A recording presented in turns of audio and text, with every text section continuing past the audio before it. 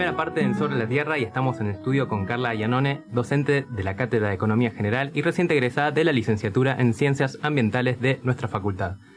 Carla nos va a contar sobre su tesis de grado en la que abordó la cuenca Matanza-Riachuelo y los conflictos e iniciativas de conservación de sus espacios verdes.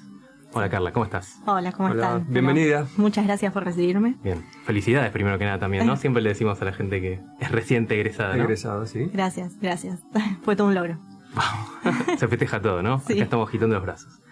Bien, como para arrancar, ¿por qué analizaste la cuenca Matanza-Riachuelo? Bueno, la cuenca Matanza-Riachuelo se ubica en lo que es el AMBA, el área metropolitana de Buenos Aires. Es un territorio sumamente grande, el que abarca la cuenca, abarca 14 municipios de la provincia de Buenos Aires y 9 de la ciudad, 9 comunas de la ciudad. Uh-huh. Y dentro de eso, históricamente se ubicó como un terreno donde distintas actividades humanas fueron a parar, ya sea desde un principio con saladeros y con otras actividades menos industrializadas, y a medida que fue creciendo el país y el desarrollo urbano, fueron ubicándose industrias más pesadas. Todo eso fue a parar, los residuos de esas actividades, a lo que es el río en sí, el río Matanza-Riachuelo. Y bueno, en general es una cuenca muy contaminada. Entonces, todo esto surgió en realidad con un viaje de la cátedra que tenemos, que es hacia el Riachuelo, la Cuenca Baja, y justo en ese viaje donde yo participé fuimos y pudimos conocer lo que es la Laguna de Rocha, que es una de las áreas protegidas que está en la Cuenca Media. Y ahí pude ver otro ambiente, otro escenario que yo no conocía. Yo me imaginaba una cuenca muy industrializada, muy urbanizada, como les contaba, y vi un ambiente verde lleno de vida y pude entender la importancia de estos espacios y de mantenerlos para poder garantizar que haya una buena calidad de vida en la población que vive en la cuenca. Entonces, bueno, el interés surgió por eso, en realidad. ¿Hay muchas áreas protegidas en la cuenca? En la cuenca en total hay creo que 12 áreas protegidas. Yo analicé lo que es cuenca media y baja y ahí tenemos 5 áreas protegidas y otras áreas que tienen interés en ser protegidas. Carla, ¿cuál fue la problemática que estudiaron puntualmente? Sí. Yo me enfoqué en los conflictos socioambientales en torno al uso del suelo en estos espacios remanentes verdes en la cuenca. Porque como les expliqué y como sabrán los que están escuchando, es una cuenca que se ubica en una zona muy urbanizada del país, un centro económico y político, y constantemente se está expandiendo la zona urbana. Entonces, se generan conflictos en torno a dónde se ubica la población y qué se está perdiendo a medida que avanza la zona urbana. Bueno, en este caso se pierden las zonas verdes, las áreas verdes, y sabemos que las áreas verdes aportan bienes y servicios ambientales a la población. Entonces, analizar qué tipo de conflictos se generan para poder valorizar de alguna manera porque queremos que se mantengan estas áreas. En un punto, ¿este avance se hace sobre las áreas protegidas o sobre áreas verdes que hay que todavía no están protegidas? En realidad se hace en general hacia donde hay un espacio vacío, vamos a decirlo en términos llanos. Porque no siempre es un crecimiento urbano planificado que viene de políticas habitacionales, sino como que avanza la población donde puede y normalmente son terrenos marginales, la llanura e inundación del río Matanza-Riachuelo, que como es un río de llanura, cuando se inunda y aumenta su caudal va hacia los costados, entonces la gente que vive ahí está constantemente en riesgo de salud, porque el agua que avanza sobre ellos está contaminada. Y además no tienen acceso a los servicios básicos. Entonces es una situación de vulnerabilidad constante. Bien, y yendo un poquito a tu trabajo, al objetivo de tu trabajo, ¿nos puedes contar un poquito sobre él? Bueno, yo analicé los conflictos socioambientales en torno al uso del suelo de las áreas verdes que quedan en cuenca media y baja, y tuve un enfoque socioecosistémico al analizarlos. Eso quiere decir que reconozco que hay una relación de dependencia entre la sociedad y los ambientes naturales, que no podemos analizarlos por un lado a los ambientes naturales como por su valor en sí, sino que tenemos que analizarlos en constante relación con la humanidad, la sociedad que vive en ellos, porque somos parte del ambiente. Y para trabajar este objetivo, ¿cómo hiciste? ¿Cómo avanzaste con tu trabajo, con tus estudios? Sí. Bueno, como me planteé 3 objetivos específicos distintos, que uno era analizar si existe un valor de conservación y la gente está consciente de por qué hay que mantenerlas. Otro era analizar las políticas territoriales y después ver si son considerados estos espacios como herramientas de adaptación al cambio climático. Entonces, teniendo eso en mente y haciendo primero un sondeo y un mapa de actores previo para establecer cuáles son las relaciones, fui por un lado entrevistas semiestructuradas a estos actores que pude sondear antes y por el otro a bibliografía actualizada sobre la problemática. Y con eso hice una sistematización de todo y analicé los conflictos que detectaba. Es importante que no les comenté, pero todo esto fue porque hice la tesis en un marco de un convenio de cooperación entre la Facultad de Agronomía y ACUMAR, eso por un lado, y además estaba metida dentro de un proyecto UBASIT de la cátedra y con un financiamiento de la beca Estímulo debido a este proyecto. Entonces, como que todo eso me dio las herramientas necesarias para poder o ir a campo a hacer las entrevistas o, bueno, poder establecer contactos y hacerlas. Claro, me imaginaba el tema de los contactos. Es fundamental tener esa llegada a terreno, ¿no? Con claro. A quién tocar, a quién entrevistar, por dónde ir. Sí. Bueno, eso fue, la verdad, un trabajo muy arduo, pero que se pudo hacer. Pude contactarme, por suerte, con varias personas relevantes de los municipios en torno a las áreas verdes, o en realidad relacionados al ambiente y al desarrollo urbano de los municipios. También me contacté, con los equipos de trabajo de ACUMAR relacionados a esta temática y con representantes de la sociedad civil que están agrupados para proteger estas áreas o con representantes de las áreas verdes protegidas. ¿Eso tanto en provincia como en capital? Sí. ¿Y había mucha data cuando buscaste sobre el tema? Me imagino que, las entrevistas ahí debe haber un montón de data, ¿no? Que tiene la gente por trabajar en el tema, pero cuando buscaste bibliografía, ¿había data ordenada? Había un montón de trabajos, sobre todo de las áreas protegidas. De esos había muchos trabajos académicos. De las que no tienen grado de protección legal todavía, más que valerme de las entrevistas y de algún que otro trabajo que sí las mencionaba, pero la verdad es que de eso sí siento que falta todavía un poco más de información académica. Bien, y yendo un poquito siguiendo, ¿no?, con la estructura del trabajo y la entrevista, ¿nos puedes contar un poco sobre tus resultados, los principales? Sí. Lo que detecté en primer lugar es que hay 5 áreas protegidas en Cuenca Media y Baja y que tanto ellas como las 4 al menos que yo trabajé, que no tienen grado de protección legal, pero reconozco que puede haber otras áreas de interés, todas comparten ciertos conflictos como ser el avance urbano y todas las actividades humanas que eso conlleva, ¿no?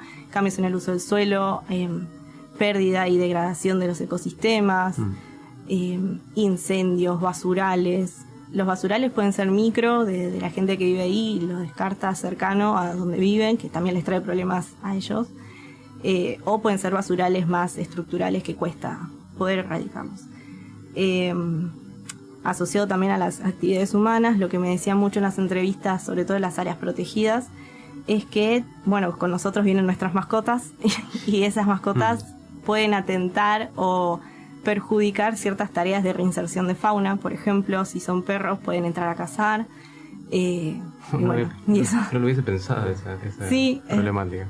Es raro porque uno no se lo espera, son nuestras mascotas. Claro. También, una gran problemática de todas estas áreas, sobre todo las protegidas, es que no cuentan con un plan de gestión.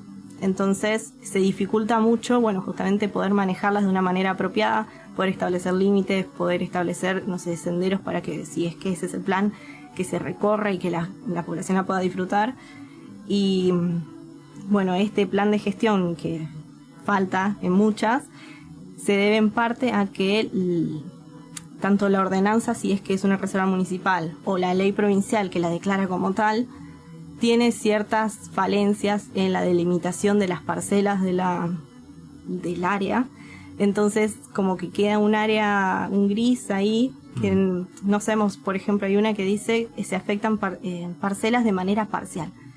y no te explica hasta dónde es esa afectación parcial. Queda ahí en la nebulosa. Claro, entonces eso ralentiza mucho el proceso de poder garantizar la conservación de estos espacios, porque no podés establecer límites específicos.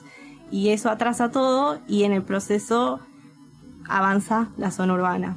Entonces, ese era un gran conflicto que detecté. Lo que estaba pensando en este sentido es que debe haber un problema importante de choque de políticas y de disposiciones entre municipios, comunas. O sea, me imagino que la cuestión del consenso y de reunirse, no sé, gran parte de esto le tocará a Kumar, pero no sé, seguramente viste un montón de conflictos. Sí, es que es una cuenca interjurisdiccional que atraviesa la provincia y la ciudad, y dentro de la provincia y de la ciudad varios distritos. Y sí, lo que detecté es que hay mucha como diferentes visiones, digamos, de lo que es la gestión de estos espacios verdes, que pueden chocarse, como no, pueden ir en la misma sintonía, pero después se encuentran con otro tipo de barreras que no pueden subsanar. Y sí veo que hay un conflicto constante en las jurisdicciones, que es muy difícil poder establecer políticas en conjunto. Claro.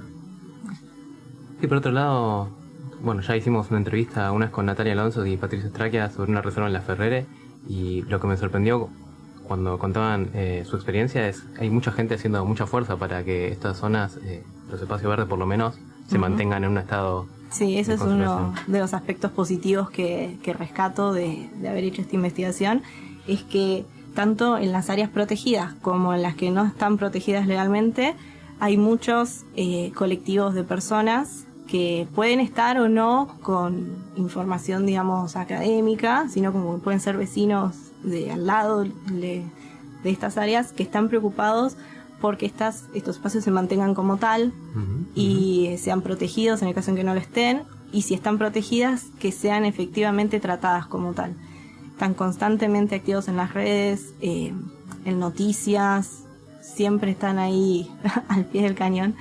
Es muy interesante ver cómo en ese sentido la población se interesa, ya sea porque estos reconocen que estos espacios verdes actúan de una manera positiva para con la población, le da bienes y servicios ambientales, o si no, porque quieren ver un espacio verde y no un edificio, quieren disfrutarlo como tal. Y bueno, las dos visiones son válidas y está bueno reconocer que existen. Sí. ¿Esto se reflejó en las encuestas? Sí, yo no realicé encuestas, hice entrevistas. Entrevistas, perdón. Sí. Eso, perdón. Claro, sí. Pude verlo ya sea en entrevistas en territorio, en entrevistas, porque como la hice en la pandemia, gran parte de ellas fueron virtuales, o bueno, como les decía, también me metía a las redes sociales de estos lugares, de estas organizaciones de la sociedad civil, y con eso y los comentarios que ahí estaban puestos, como me pude hacerme una idea muy grande de cómo era la visión de estas áreas. Pero también entrevistaste a autoridades. Sí. ¿Qué recepción tuviste? Entrevisté tanto a miembros de las organizaciones civiles como a autoridades municipales y provinciales, y en términos generales sí pude notar que había un interés en proteger estos espacios, pero bueno, una de las conclusiones es que, o sea, de esta investigación, es que reconocen que la problemática principal en este territorio es la deficiencia habitacional. Entonces, en las entrevistas salía constantemente esto, como bueno, sabemos que el problema en la provincia y en la ciudad es que el crecimiento urbano se da en estos espacios porque no hay otros donde construir y necesitamos que la gente viva en algún lugar. Entonces, bueno, ciertos conflictos, en el caso de La Ferrere es uno de ellos, existen políticas para que, bueno, haya viviendas, y el tema ahí es que dónde se están dando estas viviendas, ¿no? O sea, estás ubicando a las personas en un lugar donde en estos momentos aparentemente se pueden ubicar porque estamos cursando un periodo de sequía debido a la Niña. Pero bueno, cuando este periodo de sequía se termine y es un río de llanura, esas zonas van a volver a ser lo que eran, que son zonas de humedal, y bueno, la gente que ahora se está ubicando en esos lugares corre peligro de de salud, de vida. No son lugares para ser habitados, la verdad. Entonces bueno. Claro. Bueno, yendo un poquito a las reflexiones de tu trabajo, ¿no? Ya que mencionaste las conclusiones, ¿nos puedes contar un poquito más sobre esta problemática tan amplia que te tocó estudiar, ¿no? Sí, incluso habías mencionado lo del cambio climático. Claro, bueno, fue uno de los objetivos, como analizar si son tomadas en cuenta estas áreas como herramientas para adaptación al cambio climático. Veo en general que sí hay un interés y un conocimiento del valor de estos espacios, tanto de la población local como de las instituciones gubernamentales. Pero también vi que este interés no está fuertemente reflejado en la toma de decisiones porque justamente se prioriza la problemática principal, que es la deficiencia habitacional. Entonces, bueno, cabe preguntarse en qué contexto estás dando o garantizando el acceso a la vivienda. Eso por un lado. Después, analizando si están tomadas en cuenta estas áreas como herramientas para adaptación al cambio climático, considero que no, que hace falta ahí por ahí, es una buena herramienta y una buena pata para justificar por qué las podemos mantener, porque, bueno, nosotros como el sur global, no aportamos tanto a emisiones de gases de efecto invernadero, pero sí sufrimos gravemente las consecuencias de para la provincia de Buenos Aires se esperan grandes olas de calor y precipitaciones muy fuertes, y eso va a afectar en mayor medida a la población más vulnerable. Y bueno, justo en este caso la población más vulnerable es la que se ubica en estas zonas más marginales, entonces van a ser los primeros en sufrir las consecuencias. Y bueno, en ese caso las áreas verdes cobran relevancia totalmente porque son en su mayoría humedales, pero bueno, en general todas, debido a la biodiversidad y a las interrelaciones que se generan en estos espacios, garantizan, por ejemplo, una regulación microclimática en ese lugar. Pueden actuar como esponjas, chupando todo el agua excedente. Bueno, bajan la temperatura local, porque las áreas verdes es lo que hacen. Entonces, estaría bueno que se tenga más en cuenta esto cuando se tomen cualquier tipo de políticas. ¿En las entrevistas surgió la necesidad de una ley de humedales? ¿Se tiene conciencia de que en realidad se está avanzando sobre humedales en la urbanización? No fue, la verdad, muy mencionado, pero yo supongo que sí, porque son, como les digo, asociaciones que están completamente en tema, debaten sobre la importancia de estos espacios y siempre mencionan la problemática de los humedales y de los humedales en la cuenca. Entonces estoy segura de que están al tanto de la importancia de una ley de humedales. Vale. Ahora se nos está acabando el tiempo de la entrevista, pero antes de irme, como comenzaste diciendo que tu interés de la entrevista surgió de la Laguna de Rocha, ¿nos puedes contar un poco para que nos hagamos un paisaje mental, los que no conocemos? Bueno, esto lo digo yo, Carla. Estuve ahí y a mí me sorprendió muchísimo que estos espacios tan verdes, tan llenos de biodiversidad, estuvieran a pocos minutos de lo que es la ciudad. Yo vivo en la ciudad de Buenos Aires, entonces me sorprendió gratamente y ahí fue cuando nació todo mi interés en analizar estos espacios. Imagínense una laguna, como uno iría a buscarla, no sé, al sur, por ejemplo, pero llena de verde, porque nuestro clima es más húmedo, entonces lleno de verde por todos lados, pájaros, otros animales que no conozco, estaba muy bien. Y bueno, tuve la oportunidad de poder conocerlo en persona y poder decir que no hace falta por ahí buscar un área protegida en los extremos del país, que son hermosas, y por ahí eso es lo que uno piensa cuando dice, sí, me voy a un parque nacional X. Nosotros acá cerca de la ciudad también tenemos áreas protegidas, también son de gran importancia ecosistémica y son muy lindas para conocer, y si conocemos podemos valorizar y que se conserven. Me dan ganas de hacer turismo, ir a tomar mate a todos estos lugares que mencionaste, la verdad suena súper. Bueno, muchas gracias por estar acá de nuevo. Bueno, gracias a ustedes por recibirme. Bueno, te esperamos para próximos estudios o lo que quieras venir a contarnos. Bueno, gracias. Bien. Vamos a escuchar un tema y volvemos con más sobre la Tierra.